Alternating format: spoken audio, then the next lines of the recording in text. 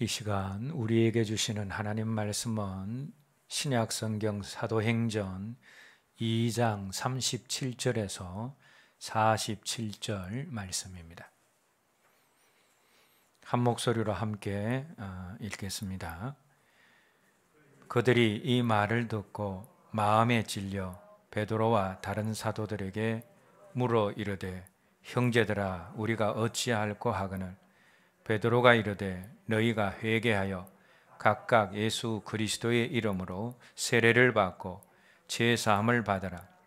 그리하면 성령의 선물을 받으리니 이 약속은 너희와 너희 자녀와 모든 먼데 사람 곧 주 우리 하나님이 얼마든지 부르시는 자들에게서 하신 것이라 하시고 또 여러 말로 확정하여 권하여 이르되 너희가 이 패역한 세대에서 구원을 받으라 하니 그 말을 받은 사람들은 세례를 받으며 이날에 신도의 수가 3,000이나 다하다.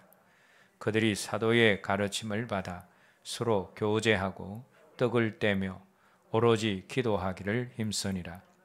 사람마다 두려워하는데 사도들로 말미암은 기사와 표적이 많이 나타나니 믿는 사람이 다 함께 있어 모든 물건을 서로 통용하고 또 재산과 소유를 팔아 각 사람의 필요를 따라 나누어 주며 날마다 마음을 같이하여 성전에 모이기를 힘쓰고 집에서 떡을 떼며 기쁨과 순전한 마음으로 음식을 먹고 하나님을 찬미하며 또 온 백성에게 칭송을 받으니 주께서 구원받는 사람을 날마다 더하게 하시니라. 아멘. 시대마다 그 시대를 빛낸 믿음의 사람이 있는가 하면 시대마다 그 시대를 빛낸 믿음의 공동체가 있습니다.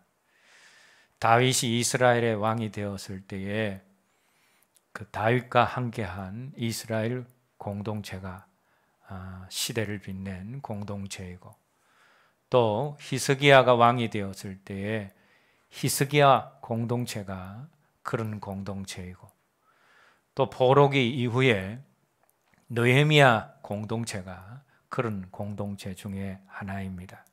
그리고 오늘 저와 여러분들이 함께 읽은 본문 속에 나오는 초대 예루살렘 교회 공동체가 그 시대를 빛낸 믿음의 공동체였습니다. 그러면 예루살렘 교회가 어떻게 그 시대를 빛낸 그런 신앙 공동체, 믿음 공동체가 되었습니까? 먼저 예루살렘 교회는 주님으로 말미암아 감사가 풍성한 그런 교회였습니다. 우리 주님이 제자들을 가르치실 때에 나병을 고침받은 사마리아 사람의 감사를 믿음으로 인정하시고 감사의 수준이 믿음의 수준임을 제자들에게 가르치셨습니다. 뿐만 아니라 우리 주님이 삶 속에서 감사의 본을 제자들에게 보이셨습니다. 사랑하는 나사로가 죽었을 때에 주님은 감사하셨습니다. 사랑하는 이를 떠나보내고 또 사랑하는 이가 그 죽었을 때 그 죽음 앞에서 우리 주님은 감사의 본을 보이셨습니다. 그리고 베세다 들녘에서 5,000명 이상의 사람을 먹이실 때에 턱없이 부족한 상황입니다. 그런데 그 상황 가운데서 작은 것, 소년이 내민 보리떡 5개와 물고기 2마리, 그 작은 것에 감사하셨습니다. 주님은 턱없이 모자라는 상황 속에서 작은 것에 대해서 감사하셨습니다. 그리고 예수님이 많은 권능을 행하신 고을들이 있습니다. 많은 기적과 이적을 베푼, 특별히 그렇게 예수님이 베푼 그런 고을들이 있습니다. 그 대표적인 마을과 고을이 가버나움이지요. 수많은 기적을 예수님이 거기서 베푸셨습니다. 그런데 그런 수많은 기적을 체험한 고을들이 회개를 하지 않았다라는 겁니다. 여러분, 어떻게 표현하면 이것은 예수님이 열심히 사역을 하셨는데 사역에 실패한 그런 상황입니다. 그런데 그런 상황 속에서 예수님은 감사를 하셨습니다. 왜 감사를 하셨는가 하면 그 실패한 가운데서 하나님의 뜻을 배우셨기 때문입니다. 어떤 하나님의 뜻을 배우셨습니까? 복음은 아무에게나 전해지는 것이 아니라 복음이 들어가는 사람은 어린아이 같이 마음이 순수한 사람들에게 들어간다라는 사실을 주님이 배우셨습니다. 주님은 실패한 상황 가운데서 하나님의 뜻을 배우심으로 인하여서 감사를 드렸습니다. 뿐만 아니라 우리 주님은 십자가의 죽음을 앞두시고 제자들과 함께 성만찬을 할 때에 십자가의 죽음을 앞두시고 감사를 하셨습니다. 자신의 죽음 앞에서 십자가 고난 앞에서도 주님은 감사하셨습니다. 주님은 이렇게 사랑하는 이의 죽음 앞에서 모자라는 상황 속에서 작은 것을 실패한 가운데서 하나님의 뜻을 배우셨을 때, 그리고 십자가에 매달려야 하는 자신의 죽음 앞에서도 감사하셨습니다. 예루살렘 교회는 이렇게 감사의 본을 보이시고 주님으로부터 감사 훈련을 받은 제자들로부터 시작된 교회입니다. 그리고 예루살렘 교회가 태동할 때에 그 교회의 구성원들에게는 많은 감사의 이유가 있었습니다. 첫 번째 감사의 이유는 죽었다라고 생각하신 주님이 부활하셨기 때문입니다. 그럼 주님의 죽음으로 말미암아 절망 가운데 있었던 그들에게 주님의 부활의 소식은 얼마나 큰 감사의 이유였는지 모릅니다. 주님의 부활로 말미암은 감사가 있었습니다. 그뿐만이 아닙니다. 주님이 보내어 주신 성령으로 말미암아 초대 예루살렘 교회 공동체는 성령의 나타나심과 성령의 기름 부으심을 체험하게 되었습니다. 그로 말미암아 그들은 능력을 얻게 되어지고 성령님이 주시는 은사가 그들 속에 풍성했습니다. 그 일로 말미암은 감사가 또한 예루살렘 교회에 넘쳐 흘렀습니다. 그리고 부족한 자신들에게 땅끝까지 이르러 정인이 되리라 하신 정인의 사명을 주심에 대한 감사도 그들에게 있었습니다.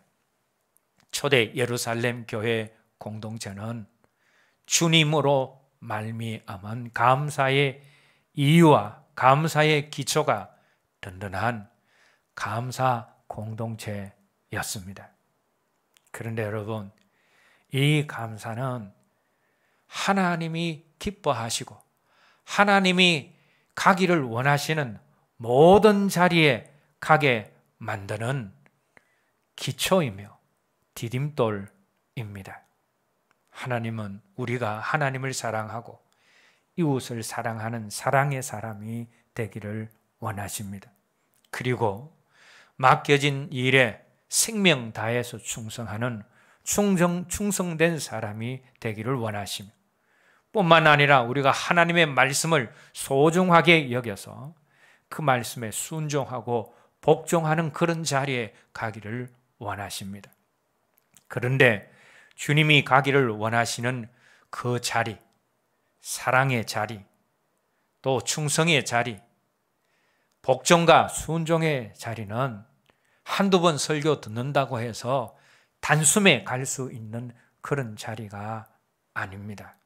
왜냐하면 사랑이라는 단어, 충성이라는 단어, 순종과 복종이라는 단어가 결코 쉽거나 가벼운 단어가 아니라 그것은 어렵고 무거운 그런 단어이기 때문입니다. 그런데 이런 사랑과 충성과 헌신과 복종이라는 단어에 비하여서 감사는 쉽고 부담스럽지 않은 그런 단어입니다. 그러나 그 쉽고 부담스럽지 않는 감사를 통하여서 우리가 어느덧 사랑하는 자리로, 또 충성하는 자리로, 또 순종하고 복종하는 자리로 갈 수 있다라는 겁니다. 그래서 여러분, 감사는 하나님이 기뻐하시는 자리로 갈 수 있는 기초이고 디딤돌이 되어진다라는 겁니다. 그래서 신앙에 있어서 감사가 그만큼 중요한 것입니다. 우리 믿음 생활에 있어서 감사가 너무 중요한 것이기 때문에 저와 여러분 모두가 감사 잘하는 사람이 되어야 되는데, 그럼 어떻게 하면 감사를 잘하는 사람이 될 수가 있습니까? 감사를 잘하려면 말씀을 꼭 붙잡는 사람들이 되어야 합니다. 골로새서 3장 16절에서 17절 말씀 함께 읽겠습니다. 그리스도의 말씀이 너희 속에 풍성히 거하여 모든 지혜로 피차 가르치고 권면하고 시와 찬송과 신령한 노래를 부르고 감사하는 마음으로 하나님을 찬양하고 또 무엇을 하든지 말에나 일에나 다 주 예수의 이름으로 하고 그를 힘입어 하나님 아버지께 감사하라. 16절 말씀을 보시면 너희 그리스도의 말씀이 너희 속에 풍성히 거하여 라고 했습니다. 여러분, 말씀이 우리 속에 풍성히 거해야 됩니다. 그런데 말씀이 우리 속에 풍성히 거할 수 있는 비결이 뭐냐? 그것이 16절 뒷부분에 나오는 감사하는 마음으로 감사다라는 겁니다. 17절 마지막 부분에도 보면 하나님 아버지께 감사하라라는 말씀이 나오는데, 말씀이 풍성해지려면 우리가 감사해야 된다라는 겁니다. 여러분, 원망, 불평과 원망, 불평의 다른 모습인 염려, 걱정은 말씀을 자꾸 우리 안에서 밀어냅니다. 여러분, 원망, 불평이 있으면 말씀이 안 들어옵니다. 염려, 걱정이 있으면 자꾸 그 염려, 걱정이 들어오는 말씀을 밀어냅니다. 그러나 감사는 말씀을 끌어당깁니다. 감사하면 말씀이 들리고 말씀이 깨달아지고 말씀대로 살 힘이 생깁니다. 그래서 감사하면 말씀이 우리 안에서 풍성해지는 것입니다. 그런데 이 말씀은 반대로도 적용이 되어집니다. 우리 속에 말씀이 풍성하려면 감사를 해야 되지만, 그러나 감사를 잘 하려면, 감사가 풍성해지려면 우리 속에 말씀이 풍성해져야 된다라는 겁니다. 그래서 말씀과 감사는 끊을래야 끊을 수 없는 너무나 밀접한 관계입니다. 그래서 우리가 말씀을 붙잡지 않고 말씀에 소홀하면 감사를 잘 할 수가 없습니다. 내가 내 삶 속에서 지금 감사가 놓쳐졌다. 그러면 말씀을 놓친 것이나 마찬가지다라는 겁니다. 감사가 우리 속에 넘치기 위한 가장 중요한 전제 조건은 우리가 말씀 속에 풍성히 거하는 것입니다. 말씀 속에 풍성히 거할 때 감사가 풍성해지고, 감사가 풍성해지면 말씀이 우리 속에서 풍성해지는 것입니다. 그런데 예루살렘 교회 공동체는 말씀이 풍성한 말씀을 붙잡는 교회였습니다. 사람이었습니다. 사도행전 6장 7절 말씀 읽겠습니다. 하나님의 말씀이 점점 왕성하여. 어디에서 하나님의 말씀이 점점 왕성했는가 하면 초대 예루살렘 교회에 하나님의 말씀이 점점 왕성해졌다라는 겁니다. 예루살렘 공동체 안에 말씀이 왕성했습니다. 그리고 그 말씀의 왕성함이 점점 더 더해졌다라는 겁니다. 여러분, 사도행전에 보게 되어지면 사도들이 또 초대교회 집사들이 한 설교가 있습니다. 사도행전 2장에는 베드로가 오순절날 예루살렘 거민들에게 행한 설교가 있고, 또 사도행전 4절에서는 공회 앞에서 한 설교가, 베드로가 한 설교가 있고, 사도행전 7장에서는 예루살렘 교회의 집사였던 스데반의 설교가 나옵니다. 그런데 그 설교의 내용을 여러분 가만히 살펴보시면 적재적소에 하나님의 말씀이 등장합니다. 베드로나 스데반이나 말씀을 전할 때에 두루마리 성경을 가지고 다니면서 그것을 펼쳐가면서 말씀을 전한 것이 아닙니다. 그런데 그 입술에서 창세기, 요엘서, 시편, 신명기, 아모스, 이사야에 이르기까지 다양한 하나님의 말씀이 거침없이 그들의 설교 가운데서 입술에서 등장하고 있습니다. 이것이 무엇을 보여주고 있습니까? 그들이 풍성한 말씀을 가진 말씀의 사람들이었다라는 겁니다. 초대교회 예루살렘 교회의 구성원들은 말씀의 사람들이었고, 그 말씀이 그들이 가지고 있는 감사를 더 풍성하게 만들었다라는 것입니다. 그리고 여러분은 성경에 나오는 탁월한 감사의 사람들은 모두가 하나같이 말씀을 소중히 여기고 말씀을 붙잡는 탁월한 말씀의 사람이었습니다. 다윗만큼 감사한 사람이 어디에 있습니까? 그런데 다윗이 어떤 사람이었습니까?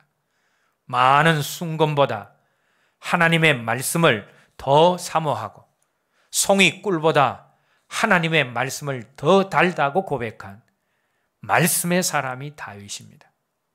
감사의 사람 다윗은 말씀의 사람입니다. 감사의 사람 다니엘도 마찬가지입니다.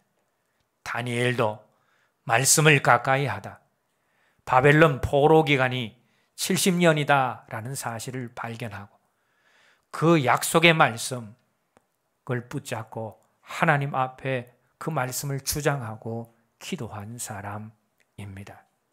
감사의 사람, 사자굴 앞에서도 감사한 그 다니엘이 말씀의 사람이었다라는 겁니다. 뿐만 아니라 감사의 사람 욥 다 잃어버렸습니다. 자식도 잃어버리고 재산도 잃어버리고 건강도 잃어버리고 아내도 떠나갔습니다. 그러나 그럼에도 불구하고 하나님께 원망불평하지 않고 추신 이도 여호와시요 취하신 이도 여호와시니 오직 여호와가 경배받으실지니이다 하면서 감사한 사람이 욥입니다. 그런데 그 욥도 감사의 사람이었습니다. 일정한 음식보다 하나님의 말씀을 더 소중히 여긴다라고 고백한 말씀의 사람이었다라는 겁니다. 신약의 탁월한 감사의 사람인 바울도 마찬가지입니다. 사도행전 18장 5절 말씀에 보면 그가 말씀에 붙잡힌 사람이었다라는 말씀이 나옵니다. 바울이 처음에는 자신이 말씀을 붙잡았는데 그 말씀이 나중에는 사도 바울을 붙잡았다라는 겁니다. 여러분 신약 성경에 나오는 대부분의 감사의 표현이 바울로 말미암아 되었습니다. 그는 탁월한 감사의 사람입니다. 그런데 그가 말씀에 붙잡힌 탁월한 말씀의 사람이었다라는 겁니다.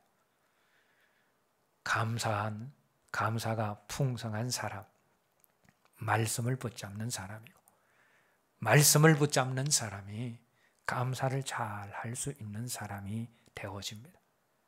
초대 예루살렘 교회가 말씀이 왕성한 공동체였습니다. 말씀이 역사한 공동체, 말씀 붙잡고 감사드리는 공동체였습니다. 그래서 말씀도 풍성하고 감사도 풍성한 공동체가 되었습니다. 세 번째로 예루살렘 교회 공동체가 시대를 빛내는 교회 공동체가 된 이유는 그들이 하나님을 기쁘시게 하는 예배 공동체였기 때문입니다. 오늘 본문 46절 중반 부분을 보시면 성전에 모이기를 힘쓰고 했습니다. 그럼 초대교회 예루살렘 교회 교인들이 성전에 모이기를 힘쓴 이유가 무엇입니까? 많은 주석가들이 그 이유는 하나님을 찬양하고 주를 찬양하고 예배드리기 위함이었다라고 주석을 하고 있습니다. 초대 예루살렘 교회는 말씀을 붙잡고 감사하면서 예배의 자리로 나아갔습니다. 그런데 여러분, 하나님은 감사로 예배 드리는 자를 통하여서 영광을 받으시고 그 예배를 기뻐하십니다. 그래서 시편 50편 23절 말씀에서 우리 하나님께서 감사로 제사를 드리는 자가 나를 영화롭게 하나니 그의 행위를 옳게 하는 자에게 내가 하나님의 구원을 보이리라 친히 말씀하셨습니다. 감사로 예배하는 자가 하나님을 예배 가운데 영화롭게 합니다. 왜냐하면 세상을 향하고 자신을 향하는 우리의 부족한 혼과 육을 감사로 덮어 나와 드리는 그 예배는 하나님이 인정해 주시는 영으로 드리는 예배이기 때문입니다. 요한복음 4장 23절 24절 말씀 함께 읽겠습니다. 아버지께 참되게 예배하는 자를 영과 진리로 예배할 때가 오나니 곧 이때라. 아버지께서는 자기에게 이렇게 예배하는 자들을 찾으시느니라. 하나님은 영이시니 예배하는 자가 영과 진리로 예배할지니라. 여러분, 이 말씀 속에서 하나님이 찾으시는 사람이 어떤 사람입니까? 봉사하고 헌신하는 사람들이 중요하고 필요하지만 하나님이 찾으시는 사람은 바로 예배자를 찾으신다라는 겁니다. 그런데 어떤 예배자를 찾으십니까? 영과 진리로 예배하는 자를 찾으신다라는 겁니다. 그런데 영으로 예배드린다라는 것이 무엇입니까? 영혼육이 다 하나님을 향하여서 드리는 예배가 영으로 드리는 예배인데, 그런데 우리의 혼과 육이 언제나 하나님을 잘 향하지 못하게 합니다. 못합니다. 그래서 하나님은 우리 영혼육이 다 하나님을 향하기 전에, 그럼에도 불구하고 영으로 드리는 예배가 어떤 것인지를 가르쳐 주셨습니다. 그것이 무엇입니까? 하나님을 온전히 향하지 못하는 혼과 육을 감사로 덮어서 나아올 때, 온전한 영으로 드리는 예배는 아니지만 그래도 그것도 영으로 드리는 예배로 하나님이 인정해 주시겠다 하셨습니다. 그래서 제가 예배 시작할 때 멘트 가운데서 이 말씀을 지속적으로 빠뜨리지 않고 하는 이유가 여기 있습니다. 영으로 드리는 예배를 하나님이 기뻐하시고 받으시는데 하나님을 향하지 못하고 자기를 향하고 세상을 향하는 우리의 혼과 육을 감사로 덮어 나올 때 영으로 드리는 예배가 되어진다라는 거예요. 또 진리로 드리는 예배는 무엇입니까? 진리 대신 예수님을 믿고 그 보혈의 공로를 의지해서 드리는 예배가 진리로 드리는 예배입니다. 이곳에 나와서 예배를 드려도 예수님을, 진리 대신 예수님을 영접하지 않는 사람이 드리는 예배는 진리로 드리는 예배가 아닙니다. 그런 사람의 예배는 하나님을 기쁘시게 할 수가 없습니다. 자, 그러면 초대 예루살렘 교회 공동체가 드린 예배는 어떤 예배였습니까? 그들은 진리 대신 예수 그리스도를 믿고 영접했습니다. 오늘 본문 앞에 보게 되어지면 사도 베드로의 설교로 말미암아 진리 대신 예수 그리스도를 믿고 많은 사람들이 예루살렘 교회 공동체로 들어왔습니다. 예루살렘 교회 공동체는 진리 대신 예수 그리스도를 믿고 그 보혈의 공로를 의지해서 예배 드리는, 진리로 드리는 예배 공동체였습니다. 뿐만 아니라 그들은 감사하는 공동체였기 때문에 그들의 부족한 혼과 육을 예배 드릴 때마다 감사로 덮어 나와서 하나님 앞에 예배 드렸습니다. 그것은 하나님이 인정해 주시는 영의 예배입니다. 그래서 여러분, 예루살렘 공동체는 영과 진리로 예배하는 예배 공동체였습니다.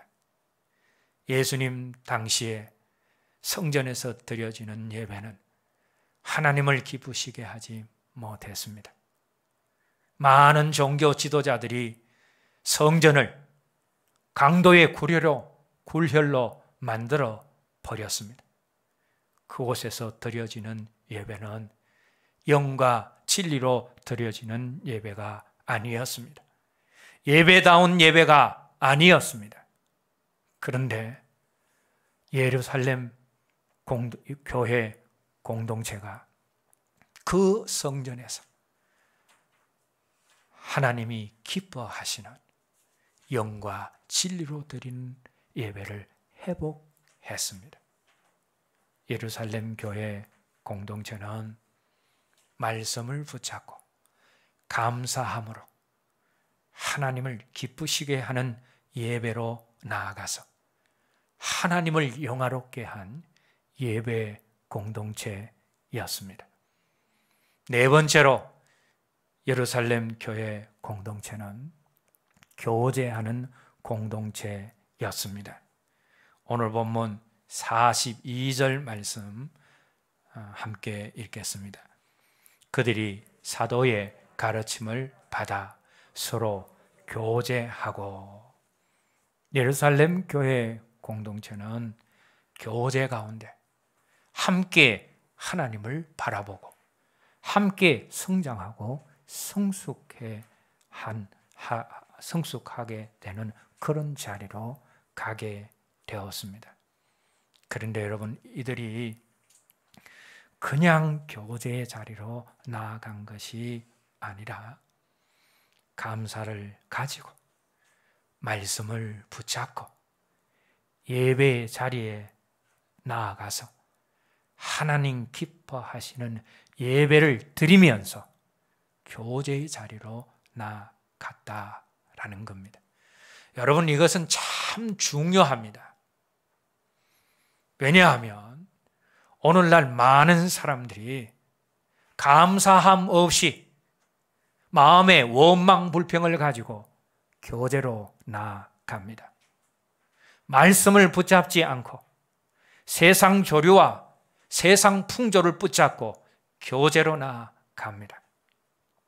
예배의 성공자가 되지 못한 가운데서 교제의 자리로 나아가므로 교제 가운데서 다른 사람을 실족해 하고 교제 가운데서 서로에게 실망을 하고 심지어는 교제하면서 교회와 믿음까지 저버리는 그런 일들이 허다하게 일어나고 있습니다. 수직적인 교제인, 하나님께 드리는 예배에 성공한 사람들이 수평적인 교제인, 성도들과의 믿음의 교제에 성공할 수가 있습니다. 예루살렘 교회 공동체는 말씀 붙들고 감사하고 예배로 나아간 후에 교제의 자리로 나아간 모범된 교제 공동체였습니다. 뿐만 아니라 예루살렘 교회 공동체는 서로를 섬기는 섬김의 공동체였습니다. 여러분, 섬김이 무엇입니까? 교제를 하다 보게 되어지면 각 사람의 영육 간의 필요가 발견이 되어집니다. 그런데 그 필요를 채워주는 것이 바로 섬김입니다. 사도와 예루살렘 교회의 성도들이 교제에 열심을 내고 또 성도와 성도들끼리 서로 교제에 열심을 내다 보니 서로의 필요가 보입니다. 그래서 그 서로의 필요를 채워주는 섬김의 자리로 가게 되어집니다. 오늘 본문 42절 말씀을 보시면 사도들이 교우들을 가르쳤다라는 말씀이 나옵니다. 이것은 사도들이 성도들의 영적인 필요를 채워준 것입니다. 그리고 그 말씀에 이어서 떡을 떼었다라는 말씀이 나옵니다. 이 말씀은 교우들은 떡으로 사도들의 육적인 필요를 채웠다라는 것을 보여주는 말씀입니다. 교제하다 보니 서로의 영육 간의 필요가 보이고 그래서 서로의 영육 간의 필요를 채워주는 섬김의 자리로 가게 되었다라는 것입니다. 그런데 예루살렘 교회 공동체에 더 확실한 섬김의 모습이 오늘 본문 44절에서 45절 말씀에 나옵니다. 44절에서 45절 말씀 함께 읽겠습니다. 믿는 사람들이 다 함께 있어 모든 물건을 서로 통용하고 또 재산과 소유를 팔아 각 사람의 필요를 따라 나눠주며. 예루살렘 교회 공동체는 서로 교제하면서 발견하게 된 필요를 물건을 통용하거나 또 자신들의 재산과 소유를 팔아서 각 사람의 필요를 채워준 섬김의 공동체였다라는 겁니다. 그런데 여러분, 이 섬김이 온 백성들에게 소문으로 퍼졌고 감동을 주어서 교회가 세상 백성들에게 칭찬받는 자리로 가게 되어집니다. 그것이 오늘 본문 47절 말씀에 나옵니다. 또 온 백성에게 칭송을 받으니. 여러분, 기독교 역사에 예루살렘 교회 공동체처럼 그만큼 탁월한 섬김의 공동체가 없었습니다. 예루살렘 교회 공동체는 교제하는 가운데 서로의 영육 간의 필요를 찾아서 탁월하게 섬김의 본을 보인 섬김의 공동체였습니다. 뿐만 아니라 예루살렘 교회 공동체는 하나님을 기뻐한, 주님을 기뻐한 공동체였습니다. 오늘 본문 47절 말씀을 보시면 하나님을 찬미하며 라는 말씀이 나옵니다. 여기서 하나님을 찬미하다라는 이 말씀의 원어적인 의미는 하나님을 기뻐하면서 찬미하다, 하나님을 기뻐하면서 찬양하다라는 그런 의미입니다. 예루살렘 교회 공동체는 하나님을 기뻐하는 교회 공동체였습니다. 그들은 하나님이 주신 것이 아니라 하나님 그분 자체를 기뻐했고, 예수님이 이루신 것이 아니라 예수님 그분 자체를 기뻐한, 주님을 기뻐하고 하나님을 기뻐한 공동체였습니다. 그래서 사도행전 5장 41절 말씀에서는 자신들이 기뻐하는 그 주님의 이름으로 능력을 받고 핍박을 받게 된 것을 기뻐했다라는 말씀이 나옵니다. 주님을 기뻐하니까 주님의 이름으로 받는 핍박도 그들에게 기쁨이 되었다라는 겁니다. 예루살렘 교회 공동체는 하나님과 주님을 기뻐하는 공동체였습니다. 예루살렘 교회 공동체가 이렇게 함께 감사하고 함께 말씀을 붙들고 함께 예배하고 함께 교제하고 함께 섬기고 함께 하나님을 기뻐하는 이런 과정들을 통하여서 세상을 향해서는 담대한 용사가 되어지고 하나님을 향해서는 순결한 신부가 되어지는 자리로 가게 되어집니다. 우리 주님이 마태복음 10장 16절 말씀에서 제자들에게 너희는 뱀같이 지혜롭고 비둘기같이 순결하라 라고 하셨습니다.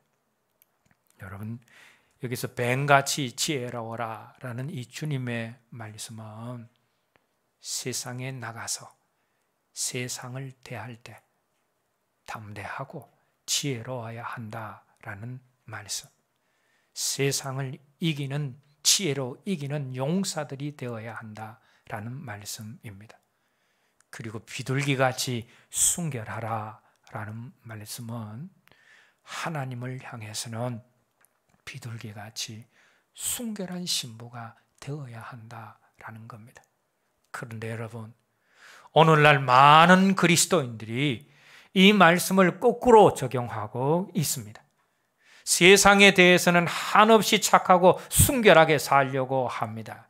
그러다 세상 살아가면서 판판이 세상에게 깨어집니다. 많은 믿는 사람들이 세상에 나가서 지혜롭지 못해서 사기를 당합니다. 왜 그렇습니까? 착하고 순결하게만 세상을 대하려고 하기 때문입니다. 그런데 그런 반면에 하나님께는 지극히 약삭빠르고 지극히 지혜롭습니다. 하나님을 섬기고 하나님께 드리는 데에는 얼마나 계산하고 따지는지 모릅니다. 그래서 세상에 나가서는 순결하게 살려고 하고 하나님을 향해서는 약삭빠르게 살려고 하고 있다라는 거죠. 그러니 세상에 나가서는 당하기만 하고 하나님께도 인정을 받지 못한다라는 겁니다. 그런데 여러분, 예루살렘 교회 공동체는 그렇지 않습니다.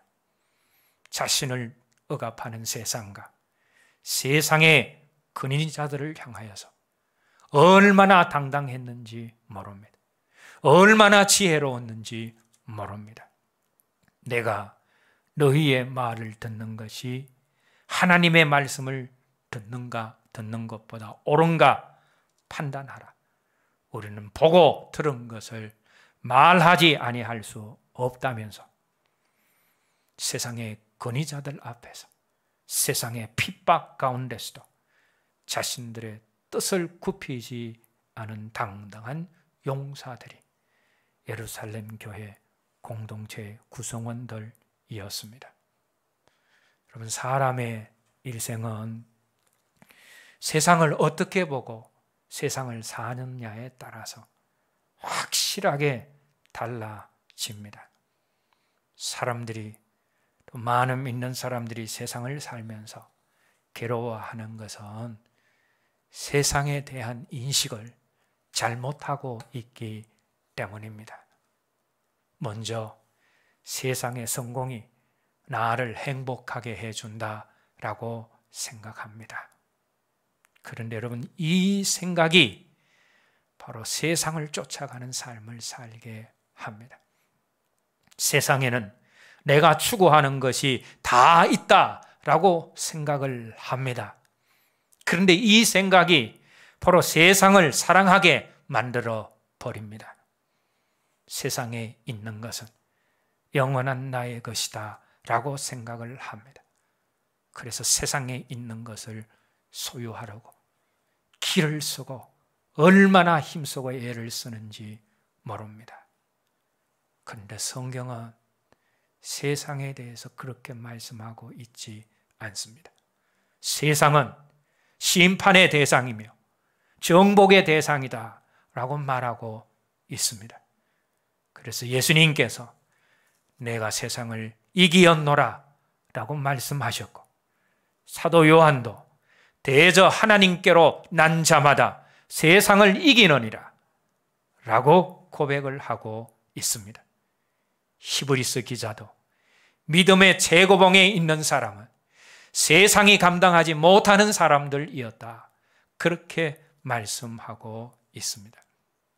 그러므로 믿는 자는 세상에서 성공함이나 세상의 것을 소유함으로 행복해지는 사람이 아니라 세상을 미워함으로, 세상을 이김으로 행복해지는 사람들입니다.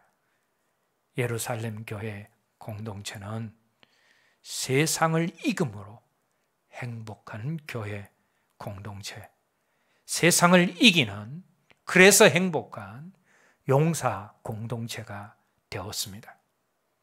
세상을 향해서는 용사된 예루살렘 공동체는, 그러나 주님을 향해서는 오직 주님만 전하고 오직 주님만 높이고 오직 주님만 앙망하고 오직 주님께만 영광을 돌리고 오직 주님 한 분으로 만족하는 주님의 신부가 되는 자리로 가게 되었습니다.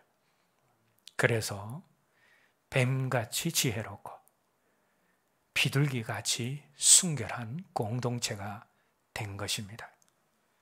이제 말씀을 맺겠습니다.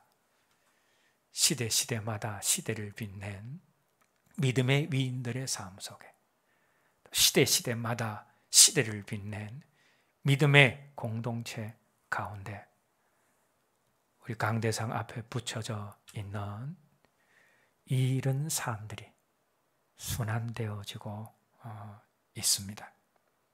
하나님은 우리 사랑빛 교회 공동체가 예루살렘 교회 공동체와 같이 왕관의 보석처럼 이 시대를 빛내는 공동체가 되기를 계획하셨고, 그래서 우리에게 그 비전을 주시고 계속해서 그 자리로 우리를 다듬어 가시고 만들어 가시고 계십니다.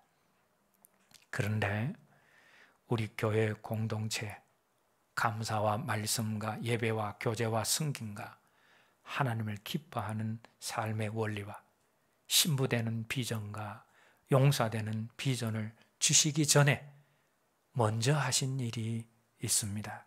그것은 바로 성령과 함께하는 기도 학교를 통하여서 성령의 나타남과 성령의 기름 부으심을 먼저 체험케 하셨습니다. 하나님이 왜 그렇게 하셨습니까? 성령님 의지하고 하지 않고서는 나 스스로 감사할 수 없고, 성령님 의지하지 않고서는 나 스스로 말씀 붙들 수가 없고, 성령님 의지하지 않고서는 하나님 기뻐하시는 예배를 드릴 수 없고, 성령님 의지하지 않고서는 하나님이 원하시는 교제를 할 수가 없고, 다른 사람도 제대로 섬길 수 없고, 하나님을 기뻐하는 사람이 우리 힘으로는 될 수가 없기 때문입니다. 그리고 성령님 의지하지 않고서는 용사되고 신부되는 자리는 더더욱 하기가 힘이 듭니다. 그래서 용사되고 신부되는 그 비전을 주시기 전에 성령 하나님을 온 교회가 인격적으로 체험케 하신 것입니다. 오늘 저와 여러분들 모두가 또 우리 교회 공동체가 성령님 그분을 인정하고 성령님 그분을 시시로 의지함으로 함께 감사하고 함께 말씀 붙들고 함께 예배드리고 함께 교제하고 함께 섬기고 함께 하나님을 기뻐하는 삶이 우리 삶 가운데 순환되어지게 함으로 왕관의 보석처럼 이 시대를 빛내는 이 시대의 신부 공동체, 용사 공동체가 되었으면 합니다. 오늘 들은 말씀 가지고 우리가 함께 기도하겠습니다.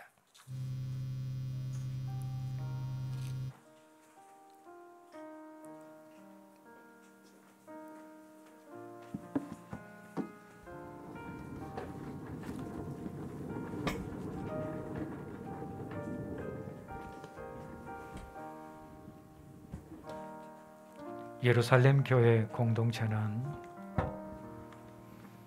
용사되고 신부된 공동체였습니다. 어떻게 예루살렘 교회 공동체가 그 자리에 갈 수 있었나? 먼저 감사가 풍성한 공동체였고, 다음에 말씀을 붙잡는 공동체였고, 감사하고 말씀 붙잡고 하나님 기뻐하시는 영과 진리로 예배드리는 예배 공동체였고, 뿐만 아니라 서로의 영육 간의 필요를 찾아서 탁월하게 섬기는 교제 공동체였고 섬기는 공동체였습니다. 그리고 무엇보다도 주님 주신 것이 아니라 주님 그분 자체를, 하나님 하신 일이 아니라 하나님 그분 자체를 기뻐한 공동체였습니다. 그런데 감사한 것은 그 비전을, 신부되고 용사되는 비전을 하나님께서 우리 교회에 허락하셨다라는 겁니다. 우리 교회 공동체가 감사하고 말씀 붙잡고 예배하고 교제하고 섬기고 하나님을 기뻐하는 공동체가 되어서 신부된 공동체, 용사된 공동체로 이 시대를 빛내는 신앙 공동체가 되게 하여 주시옵소서라고 오늘 들은 말씀 가지고 함께 기도하겠습니다. 하나님 아버지, 우리 사랑빛 교회 공동체 세상을 향해서는 용사가 되어지고 주님을 향해서는 신부가 되는 아름다운 비전을 허락해 주심을 감사합니다. 예루살렘 교회 공동체처럼 성령 안에서 함께 감사하고 함께 말씀 붙잡고 함께 예배하고 함께 교제하고 함께 섬기고 함께 하나님을 기뻐하는 삶이 우리 삶 속에 순환이 되어지므로 주님의 신부되고 용사된 공동체, 이 시대를 빛내는 신앙 공동체가 되게 하여 주시옵소서. 예수님 이름으로 기도드립니다.